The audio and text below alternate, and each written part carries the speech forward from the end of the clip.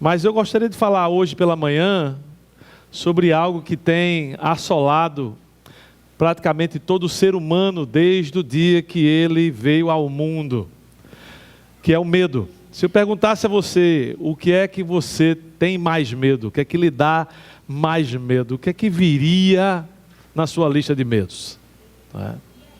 Medos são o que comumente se chamam fobias, né? A literatura clínica diz que a fobia é um transtorno da ansiedade que envolve medo excessivo e persistente com algo ou alguém. E a exposição à fonte da causa do medo excessivo, ela desencadeia uma resposta de ansiedade imediata. Você pode estar num lugar, ou até mesmo estar no seu quarto, você começa a se sentir ansioso e muitas vezes você não sabe dizer nem porquê. E há várias fobias. A mais famosa fobia é a claustrofobia. Você conhece essa? É o medo de ficar preso em espaços pequenos. Quem aqui já não ficou preso no elevador e pensou que ia morrer, né? Certo? Começou a palpitar, certo? Começou a pensar, pronto, agora que é meu fim. Tem outras fobias. Tem a aracnofobia, que é o medo de aranhas. Quem aqui já não teve medo de gritar feito uma louca dentro de casa por causa de uma aranha desse tamanho? Não é? Tem muita gente aqui que tem também o que a gente chama de aerofobia, que é o medo de voar. Eu estava vindo uma vez de São Paulo para Recife e estava sentado no meio entre duas aerofóbicas. Uma mulher de um lado, outra mulher do outro lado, as duas que se penavam de tanto medo que tinha de voar. E ficaram o tempo todinho agarrando meu braço e quase que quebrando os dois braços que eu tinha. Certo? Eu não sei se você é uma dessas mulheres. Agora, para mim, também tem a acrofobia, que é o medo das alturas. Lá nos Estados Unidos, em Chicago, se você for visitar a cidade de Chicago, tem um prédio que eles fizeram uma extensão de vidro para fora do prédio que você paga, certo? Você paga para passar medo. E você vai para lá e você consegue ver o piso lá no chão, a não sei quantos andares lá de cima. Se você quer testar se você tem a acrofobia, você vai lá. Agora, para mim, eu acho que o mais vergonhoso de todas as fobias é a aiquifobia, que é o medo de injeção. Quem aqui já não viu um homem velho, barbudo, chorando, certo? No laboratório para fazer um exame, né? Porque ia levar uma injeção. Agora, tem fobias muito estranhas. Por exemplo, tem gente que tem medo de tomar banho. Você sabia disso? Eu chamo isso de cascãofobia, não é? Tem também gente que tem medo de espelho, não consegue olhar um espelho, que morre de medo do espelho. Eu chamo isso de feiofobia, certo? Eu também conheço a fobia de medo de cabelo. Tem gente que tem medo de cabelo, nojo de cabelo, né? Eu chamo isso aí de carecofobia. Não é? E tem gente que, por incrível que pareça, tem medo de beijar. Você sabia disso? Tem gente que tem medo de beijar. Eu vi uma vez um seriado onde a mulher não tinha jamais beijado o namorado ainda. Fazia um ano que estavam juntos, porque ela tinha medo de beijar. Eu chamo isso aí de beisofobia. A gente brinca, né? Mas há algo muito comum e peculiar por trás desses medos. Todos esses medos revelam a ansiedade irracional sobre algo ou sobre situações. Se você perguntar às pessoas por que elas sentem esses medos, elas não vão saber lhe responder. Nem elas entendem qual é a razão por trás desses medos. Só que o medo não é algo novo para nós humanos. O medo ele tem acompanhado o ser humano desde a fundação do mundo. A Bíblia ela é cheia de relatos sobre o medo.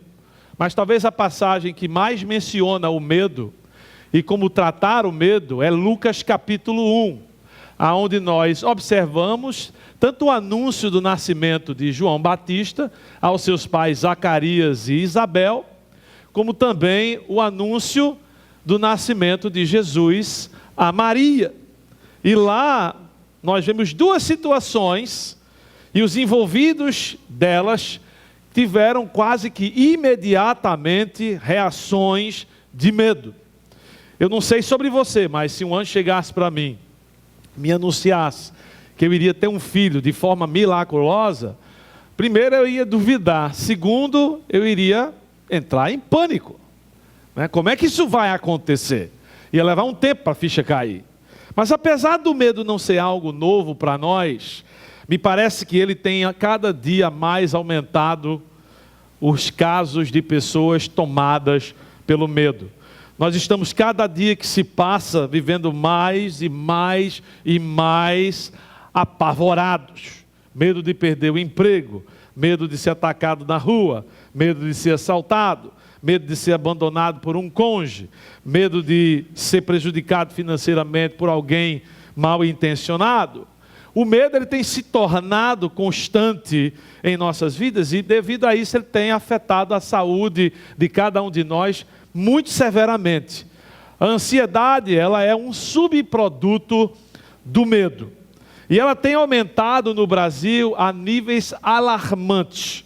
A ansiedade, estima-se que hoje, dia diagnóstico, só que foi diagnosticado, 26,8% da população do Brasil foi diagnosticada com algum transtorno de ansiedade. Cerca de 6 milhões de pessoas no Brasil dizem sofrer da síndrome do pânico. 6 milhões de pessoas.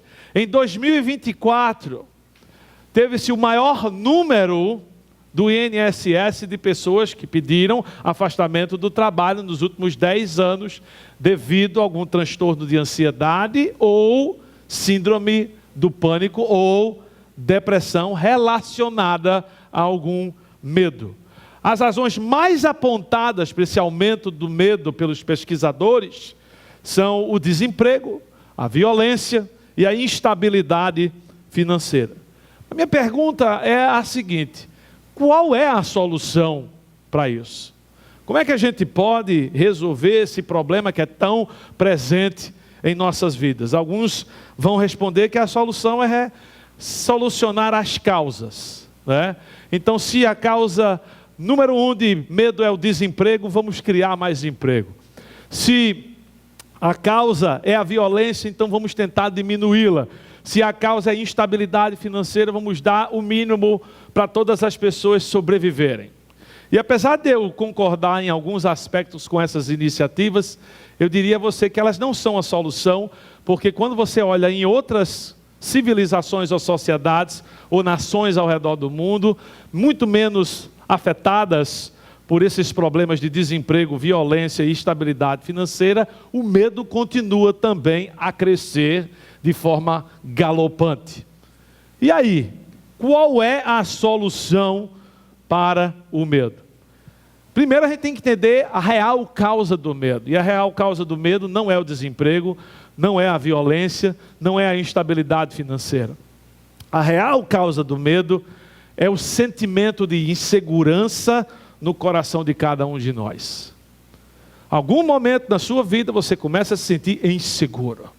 Sua situação insegura, sua família insegura, seus relacionamentos inseguros, emocionalmente inseguro, mentalmente inseguro. E a única forma de erradicar o medo é através de conhecer as garantias que um possui na pessoa de Jesus. Não há uma outra forma de você dissipar, erradicar, dissolver o medo a não ser através do conhecimento das garantias que só Cristo dá. E quais seriam essas garantias? Eu gostaria de compartilhar com vocês 3 dessas garantias que eu espero que você saia daqui no seu caminho para a sua cura do medo. A primeira garantia que só Cristo dá é que Ele declara que Deus cumprirá o que prometeu. Deus cumprirá o que prometeu. Assim que o anjo apareceu a Zacarias e lhe falou que Deus estava prestes a engravidar a sua mulher de idade avançada, ele perguntou imediatamente ao anjo, no versículo 18 do capítulo 1, o seguinte: como posso ter certeza disso? Sou velho e a minha mulher é de idade avançada. O medo possuiu o coração de Zacarias e sua mente começou a ficar contaminada. E o medo, ele gera a dúvida, e a dúvida não nos permite experimentar o milagre de Deus. O medo contamina a nossa mente com dúvidas, e muitas vezes essas dúvidas são, em sua grande maioria, irracionais. Zacarias, preste bem atenção, Zacarias, como sacerdote, deveria ser o primeiro a dizer: se Deus falou, está feito. Se Deus falou, está feito. Mas não foi essa a atitude dele. A mente dele foi direto para a impossibilidade daquilo que ele havia escutado, que não era possível naturalmente acontecer. Ele vai para a sua mente natural e diz: não tem como isso de fato vir a ocorrer. E a reação de Zacarias causou uma reação de Deus dura, severa para com ele. No versículo 20 a gente lê qual foi a reação. Agora você ficará mudo, não poderá falar até o dia em que isso acontecer, porque não acreditou em minhas palavras que se cumprirão no tempo oportuno. Presta bem atenção nessa última frase. Que se cumprirão quando? No tempo oportuno. Deus cala o duvidoso para o seu próprio bem. Deus muitas vezes vai calar você para o seu próprio bem. Deus sabe que à medida que você repete a dúvida para você, para a sua cabeça, para o seu coração, para as pessoas ao seu redor, a sua mente entra numa prisão do mal. Fica enjaulada nessa prisão. Deus não pode, Deus não vai fazer, Deus não se importa comigo, Deus esqueceu de mim. E na mente duvidosa, tudo começa a ir de encontro à capacidade de Deus de cumprir o que Ele prometeu. O que nós esquecemos, quando a gente entra nessa, vamos dizer assim, redemoinho de dúvida, é que Deus é um Deus de caráter íntegro. Deixa eu repetir isso para você. Deus é um Deus de caráter íntegro. Você sabe o que significa? Se Ele prometer, Ele irá cumprir. Se Ele promete, Ele cumpre. Não tem esse negócio com Deus de talvez, eu vou fazer, vou ver se dá, vou fazer o meu melhor, eu tentarei. Deus cumpre 100% das vezes aquilo que Ele disse que iria fazer. Se Ele disse que vai cuidar de você, Ele vai cuidar de você. Se Ele disse que não iria lhe abandonar e que sempre estaria com você, Ele vai estar com você e nunca lhe abandonar. Se Ele disse que Ele vai cumprir o que determinou em sua vida, Ele vai cumprir o plano que determinou para você. Agora eu quero que você lembre do seguinte: Ele não prometeu que vai fazer o que você quer na hora que você quer. Isso Ele nunca prometeu. E Ele não vai cumprir, porque Ele sabe melhor do que você. Então, se Deus prometeu, basta você se submeter à vontade dEle e Ele vai cumprir o que prometeu. Se você não se submeter à vontade dEle e o tempo dEle de cumprimento daquela vontade, você vai continuar tendo dúvidas e o medo vai lhe possuir. Você precisa confiar que Deus sabe mais do que você e é mais capaz do que você, e Ele vai cumprir o que lhe prometeu do jeito dEle, na hora dEle e ponto final. Deus cumprirá o que prometeu para você, e esta é a primeira garantia que faz com que o medo venha se dissipar. A segunda garantia em Cristo, que dissolve o medo, é a que Deus explica para quem quer entender. Deixa eu repetir. Deus explica para quem quer entender. No versículo 28 a 29, o anjo explica a Maria o que iria acontecer. O anjo, aproximando-se dela, disse: alegre-se, agraciada, o Senhor está com você. Maria ficou perturbada com essas palavras, pensando no que poderia significar esta saudação. Maria teve medo, pois não entendia porque ela, entre todas as mulheres de Israel, foi a escolhida para ser usada por Deus.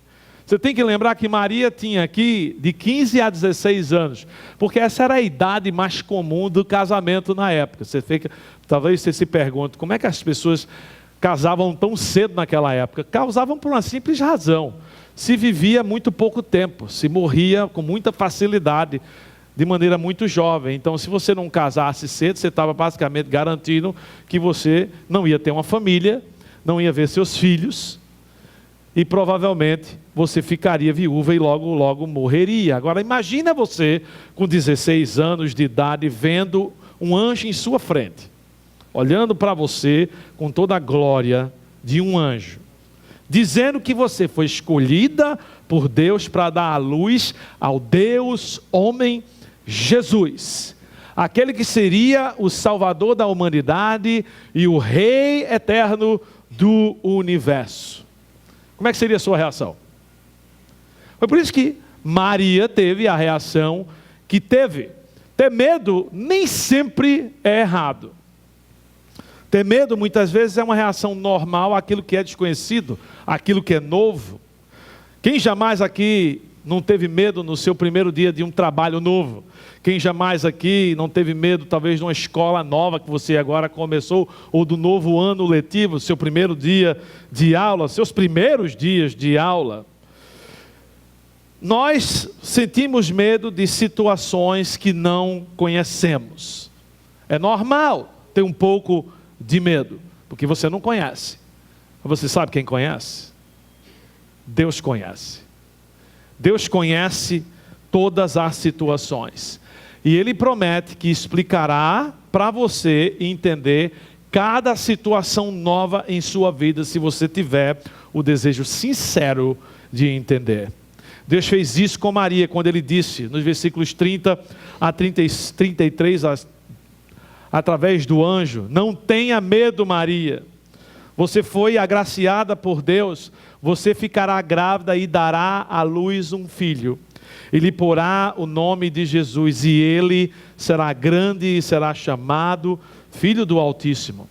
O Senhor Deus lhe dará o trono do seu pai Davi, e ele reinará para sempre sobre o povo de Jacó.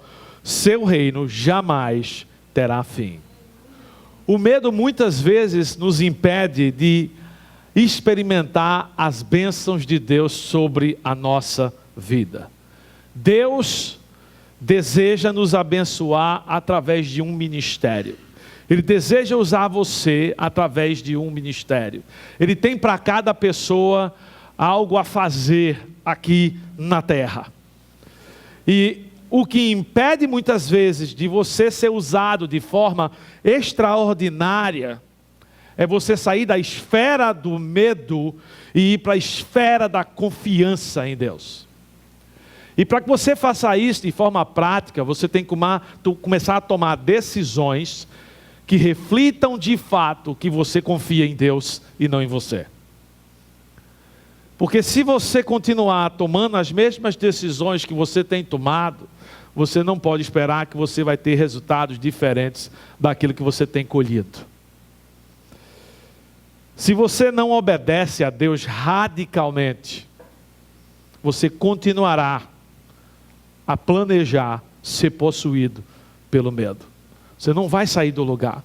Você não vai ser usado de maneira extraordinária por Deus. Deus não admite frases do tipo: eu irei, eu vou fazer, eu estou planejando, o alvo é esse. Isso descreve você? Isso descreve então a atitude de desobediência da sua parte e não de confiança radical no que Deus prometeu. Eu vou falar uma frase para vocês, eu quero que vocês guardem ela. Sem risco não há recompensa. Sem risco, não há recompensa. Você pode repetir comigo? Sem risco, não há recompensa. Maria foi tão afoita e tão arriscada, que ainda perguntou ao anjo, no versículo 34 e 35, como acontecerá isso se eu sou virgem? O anjo respondeu: o Espírito Santo virá sobre você, e o poder do Altíssimo a cobrirá com a sua sombra. Assim, aquele que há de nascer será chamado Santo, Filho de Deus. A minha pergunta, quando eu leio esses versículos em comparação com a reação do anjo para com Zacarias, é: por que o anjo teve paciência com Maria e não teve com Zacarias, né? Afinal de contas, ele poderia também ter dito: olha, você questionou, então você vai ficar muda também. Mas ele não fez isso. Há duas opções aqui que os estudantes da Bíblia interpretam. A primeira é que talvez Maria não estava questionando, mas apenas querendo esclarecimento dos detalhes de como isso ia acontecer. Isso é completamente normal. Segundo, o anjo levou em consideração que Maria, 16 anos de idade, não era uma sacerdotisa, como Zacarias era um sacerdote, e não tinha um conhecimento profundo das Escrituras para saber quando uma profecia estudada pelos sacerdotes se cumpriam nem na frente dos seus olhos. As duas opções para mim são viáveis, mas a lição aqui é que Maria teve as explicações que procurava, pois sinceramente desejava entender e fazer a vontade de Deus. E a principal razão que eu e você não entendemos as explicações de Deus durante determinadas circunstâncias é que, na verdade, não desejamos fazer a vontade de Deus. Se você não está entendendo, você tem que começar a se questionar: será que eu desejo fazer a vontade de Deus? E o medo, ele vai continuar a lhe perturbar, e você continuará sem respostas, enquanto o seu desejo é fazer a sua vontade e não a vontade de Deus. Por isso que eu gostaria de lançar um desafio para você hoje aqui pela manhã, de decidir hoje, ardentemente, fazer a vontade de Deus com a sua vida. E as coisas começarão a fazer sentido para você. Deus não esconde a razão do seu plano daqueles que o buscam sinceramente e desejam fazer a sua vontade. Deus não vai esconder as razões de quem deseja fazer a sua vontade com toda sinceridade. Deus sempre explica para quem quer entender. Deus sempre cumpre o que Ele promete. E a terceira e última garantia em Cristo para se livrar do medo é essa aqui, ó. Deus liberta a quem crê. Deus liberta a quem crê. Depois de ouvir as explicações do anjo, Maria respondeu da seguinte forma, do versículo 38: sou serva do Senhor. O que é isso? Atitude: faça a tua vontade, desejo te obedecer. Sou serva do Senhor. Presta bem atenção agora nessa frase aqui, que é a principal frase de toda a passagem. E olha só o que essa moça de 16 anos diz para esse anjo: que aconteça comigo conforme a tua palavra. Que aconteça comigo conforme a tua palavra. Aquilo satisfez tanto o anjo, o que ele fez logo em seguida? O anjo deixou-a. Está completo aqui. Ela entendeu. Ela está disponível. Ela vai obedecer. E eu quero dizer uma coisa a vocês essa manhã: você não experimentará a libertação do medo até você crer de verdade. Se você não crer de verdade, você não vai ser liberto. Maria se tornou a mãe do Salvador por uma única razão. Por quê? Ela creu. Ela creu. Ela não duvidou. Ela creu que aquele que havia falado a ela era da parte de Deus, e Deus não mente, e se Ele promete, assim Ele cumprirá. O problema da nossa escravidão ao medo é porque não cremos que Deus já nos libertou do medo na pessoa de Cristo Jesus. Nós cremos mais no sentimento do pavor do que no Deus inabalável. Nós cremos mais nas situações do que nas declarações irrevogáveis de Deus com relação à nossa liberdade. Nós cremos mais nas pessoas do que naquele que morreu por nós e ressuscitou ao terceiro dia. Cremos mais em nós mesmos e por isso teremos sempre razões suficientes de ter medo. Veja a declaração de Isabel ao receber a visita de sua prima Maria. Nos versículos 43 a 45, ela diz: mas por que sou tão agraciada ao ponto de me visitar a mãe do meu Senhor?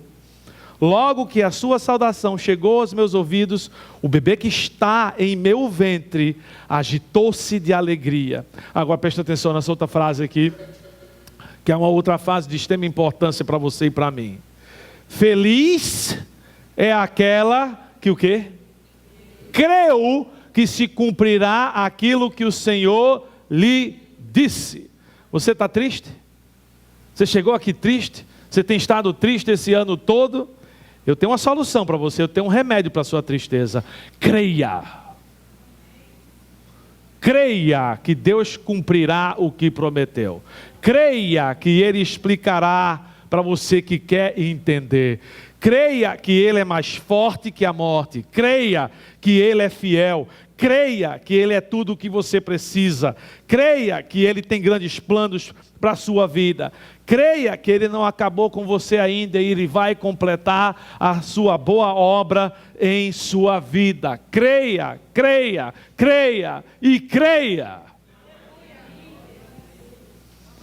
Creia no meio da tristeza, creia no meio do sofrimento, creia no meio da dor, creia no meio da traição, creia no meio da doença, creia no meio da rejeição.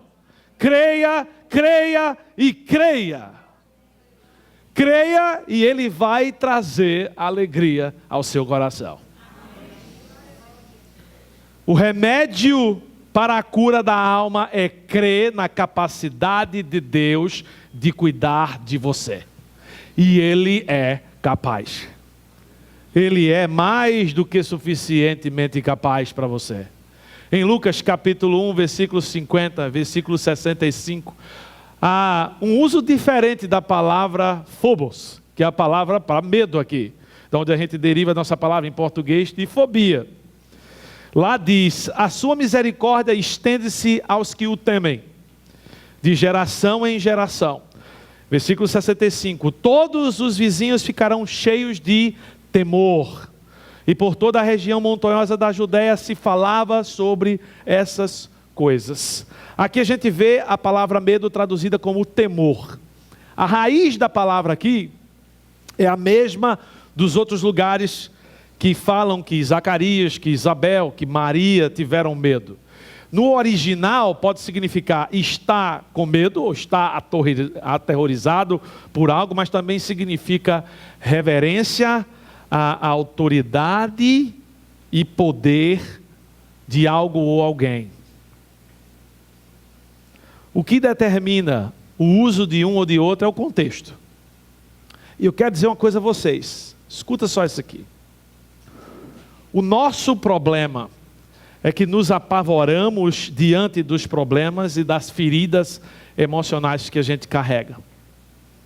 Mas não reverenciamos a autoridade e o poder do Deus sobre os problemas e sobre as feridas que temos. Esse é o problema. Você precisa não temer os problemas. Você precisa não temer as feridas emocionais. O que você precisa é reverenciar o poder e a autoridade que Deus tem sobre os problemas e sobre suas feridas emocionais. Você precisa inverter a ordem dessas coisas.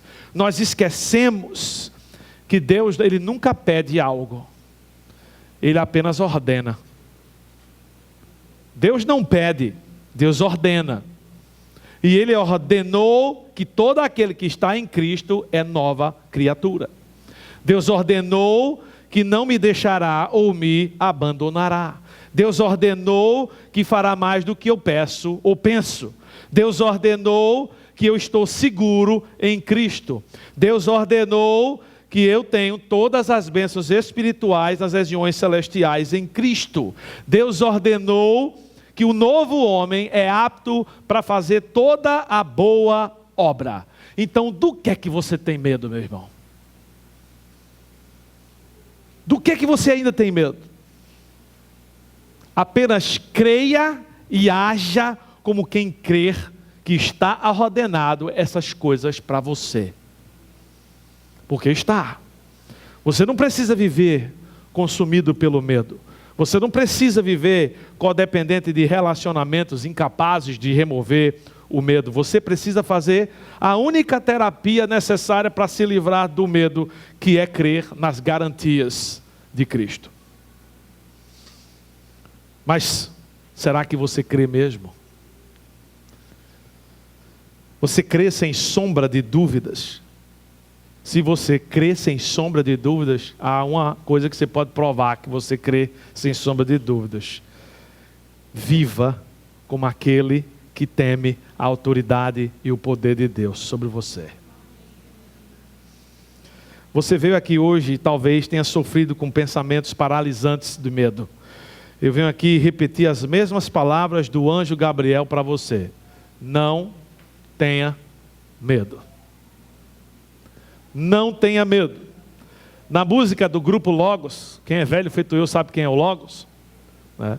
Intitulada Não Temas, tem um refrão que se repete e diz: meu servo, não temas, pois eu te escolhi. Sei que é difícil, mas confia em mim. Confia em mim e então tu verás o meu poder.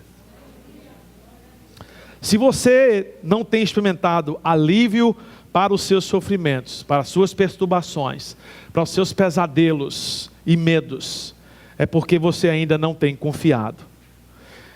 Esse confiar precisa ser diário, mas ele precisa começar com uma decisão de confiar em Jesus para a sua salvação. Você não precisa mais ter medo para onde você vai quando você morrer. Você pode hoje ter a certeza de que quando você der o seu último suspiro desse lado da eternidade, você dará o primeiro suspiro do outro lado da eternidade com Jesus. Basta você crer que Jesus Cristo, nascido da Virgem, chamada Maria, morreu por você para perdoar os seus pecados, ressuscitou ao terceiro dia para lhe dar vida abundante. Se você crê isso agora, o medo da morte se dissipará do seu coração. E eu gostaria de perguntar para alguns de vocês hoje pela manhã: vocês gostariam de crer nisso? Vocês gostariam de crer nessa verdade? Baixa sua cabeça, fecha seus olhos.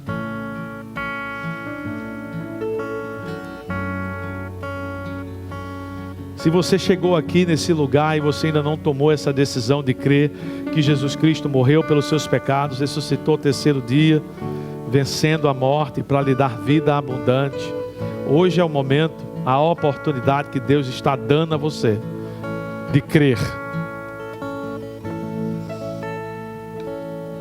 Bem aí na sua frente vai ter um cartãozinho logo no meio. Se você está tomando a decisão hoje de crer em Jesus como seu Salvador, nós gostaríamos de saber. Pega esse cartão, coloca seu nome, no verso dele, atrás dele, tem a opção: eu estou tomando a decisão de crer em Cristo como meu Salvador hoje. Nós gostaríamos de acompanhar você na sua nova jornada de cristão, de filho de Deus. Se você ainda não tomou este passo de fé, eu convido você a você tomar esse passo de fé. Apenas hoje creia que Ele morreu por você, que Ele ressuscitou ao terceiro dia, dando você vida. E instantaneamente, automaticamente, Ele vai invadir o seu ser com o Espírito Santo e dar a você uma nova vida. Deus quer erradicar o medo paralisante em sua vida através das garantias que só Jesus dá. A garantia de que Ele cumpre o que prometeu, que Ele explica a sua vontade para aqueles que desejam entender e que Ele está pronto para libertar todo o que crê em suas promessas. Tudo na vida exige fé, exige um certo grau de risco. Quando se monta uma árvore de Natal grande, a última peça a ser colocada é a estrela, que representa o sinal dado por Deus aos magos, para que fossem guiados até Jesus. Foi necessário fé da parte deles em seguir essa estrela. Foi necessário fé da parte deles, confiar naqueles que o permitiu ver aquele sinal. E por isso conheceram o Salvador, aquele que seria o Rei, aquele que seria o Senhor de suas vidas. Deus hoje está permitindo você ver os sinais dele para livrar você do medo.